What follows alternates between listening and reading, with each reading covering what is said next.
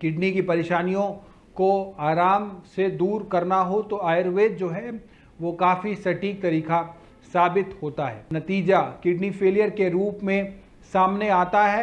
इसका मतलब है कि किडनी अब शरीर में वेस्ट और एक्स्ट्रा फ्लूइड को बाहर नहीं निकाल सकती। सभी के लिए एक समान जैसी सोच से अलग है आयुर्वेदिक इलाज हर मरीज की स्थिति के आधार पर तय होता है।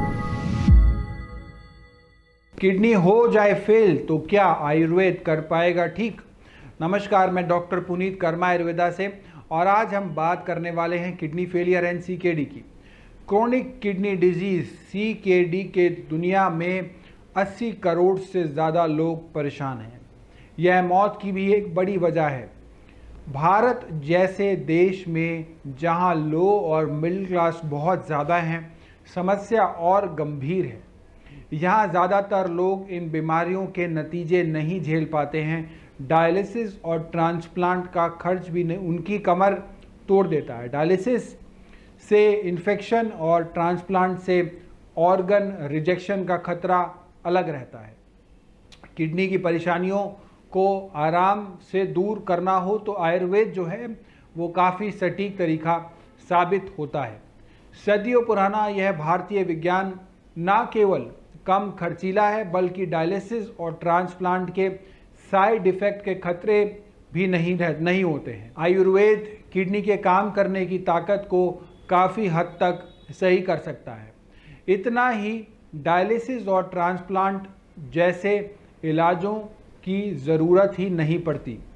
अगर यह भी चल रहे हैं तो इनके पूरी तरीके से बंद भी किया जा सकता है। सीकेडी का नतीजा किडनी फेलियर के रूप में सामने आता है। इसका मतलब है कि किडनी अब शरीर में वेस्ट और एक्स्ट्रा फ्लूइड को बाहर नहीं निकाल सकती। वैसे किडनी रातों रात फेल नहीं होती, धीरे धीरे इस स्टेज तक, इस हाल तक पहुंचती है। लेकिन किडनी फेलियर के लक्षण बहुत कम और नॉर्मल होने की वजह से इनके बारे में समय रहते पता नहीं चल पाता है और इलाज जो है वो देर से शुरू हो पाता है। बहुत से पेशेंट का इलाज समय से शुरू हो तभी सफल होगा। इसीलिए अलग तरह से अगर लक्षण दिखाई दें तो तुरंत किसी आप मेडिकल प्रोफेशनल के पास जानी चाहिए और हेल्प लेनी चाहिए। यूरिन आउटपुट अगर आपको लगे कम हो रहा है, हाथों पैरों में सूजन है, थकान हो रही है, सांस लेने में परेशानी हो रही है, तो तुरंत आप डॉक्टर के पास जाइए और किडनी फेलियर के इलाज के बारे में जानिए। और आयुर्वेद में किडनी फेलियर के क्या क्या फ़ायदे हो सकते हैं वो मैं कुछ आपको बताऊंगा। आयुर्वेद में होलिस्टिक केयर होती है। कई बार सीरम क्रेटिनिन, ब्लड यूरिया और यूरिन एल्ब्यूमिन के लेवल जो होते हैं वो एबनॉर्मल रेंज तक बढ़ जाते हैं। इसमें किडनी फंक्शन में गड़बड़ी का इशारा मिलता है। आयुर्वेदिक जड़ी बूटियाँ और मेडिसिनल प्रिपरेशन इन इंडिकेटर्स को नॉर्मल रेंज में लाने का काम करते हैं। सबसे ज़्यादा इस्तेमाल किए जाने वाले हर्बल फॉर्मुलेशंस में आता है पुनर्नवा, कासनी, वरुण, पलाश और गोक्षरू। इन सब का इस्तेमाल किया जाता है। आयुर्वेद के ट्रेडिशनल तरीके से नेचुरल चीज़ों का प्रयोग करके बीमारी को ठीक किया जा सकता है।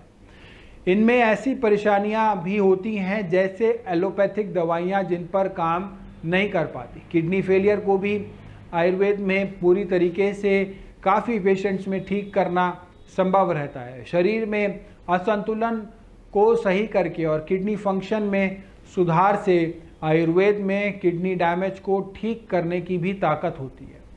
सभी के लिए एक समान जैसी सोच से अलग है आयुर्वेदिक इलाज हर मरीज की स्थिति के आधार पर तय होता है। इसलिए किडनी फेलियर के इलाज के लिए किसी एक दवाई का नाम नहीं लिया जा सकता, जबकि एलोपैथिक इलाज में यही ट्रेंड होता है। मरीज की उम्र, मेडिकल हिस्ट्री, उसकी कोमॉर्बिडिटी, उसके लक्षण, बीमारी की स्टेज, सेहत को देखकर ही आयुर्वेदिक इलाज तय किया जा सकता है।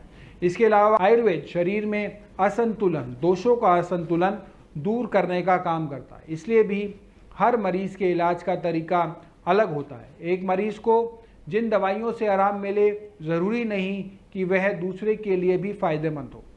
बीमारी की जड़ दूर करता है आयुर्वेद। आयुर्वेदिक इलाज का जो सिद्धांत है केवल लक्षणों के इलाज की बजाय इसकी जड़ तक पहुंचना होता है। आयुर्वेदिक डॉक्टर इलाज शुरू करने से पहले बीमारी के मूल कारण का पता लगाते हैं। कई बार किडनी फेलियर किसी पुरानी वजह से होता है, जिसमें हाइपरटेंशन, डायबिटीज़, कुछ हार्ट रिलेटेड प्रॉब्लम्स और कई बार किसी दवाई से एलर्जी आदि भी हो सकते हैं।